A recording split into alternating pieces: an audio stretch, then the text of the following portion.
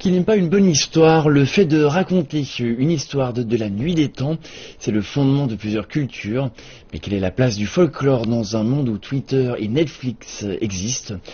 Une équipe d'écrivains au Kenya est déterminée à maintenir la tradition vivante.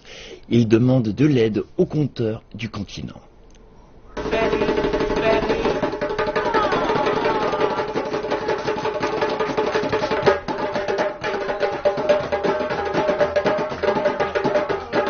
Le folklore a toujours été la clé pour maintenir les croyances et coutumes vivantes.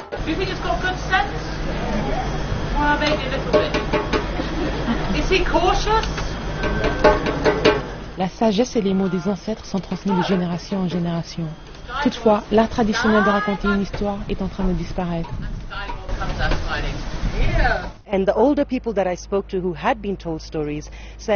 J'ai discuté avec les aînés et ils disent que les jeunes d'aujourd'hui sont plus intéressés par ce qui se passe à la télé.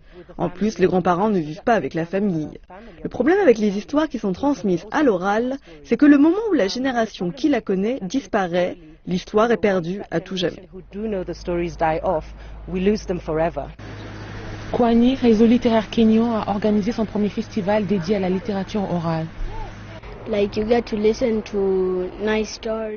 On tire toujours une leçon d'une fable. Ici, la technologie est utilisée en faveur de la tradition. Vous devez transcrire les histoires, sinon elles mourront avec moi. Avec toutes les histoires que je connais, cela serait vraiment triste. Les mots aiment être prononcés. Dès que cela est fait, ils seront connus pour toujours. Les histoires de ma grand-mère sont trop longues mais drôles. D'après Maïmouna Jallo, conteuse d'histoire, l'une des solutions pour que le folklore africain survive à notre époque serait si les sociétés réinventent les contes traditionnels en restant fidèles à la forme artistique. J'ai découvert que partout dans le monde, les histoires ont tout un message à transmettre. Mais le contexte est un peu dépassé et les enfants de cette génération ont du mal à s'identifier.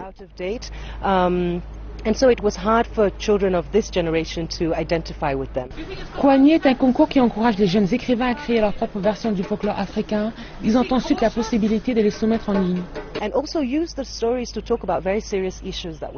C'est une opportunité pour les conteurs d'histoires de parler des problèmes qui minent le continent, comme le radicalisme ou la corruption. Dès que nous aurons fini, nous recueillerons les histoires et nous les lirons dans plusieurs écoles. La compétition de 2 mois se déroulera jusqu'au 20 mai. Les 25 meilleures histoires seront publiées et reproduites dans les journaux sur l'ensemble du continent.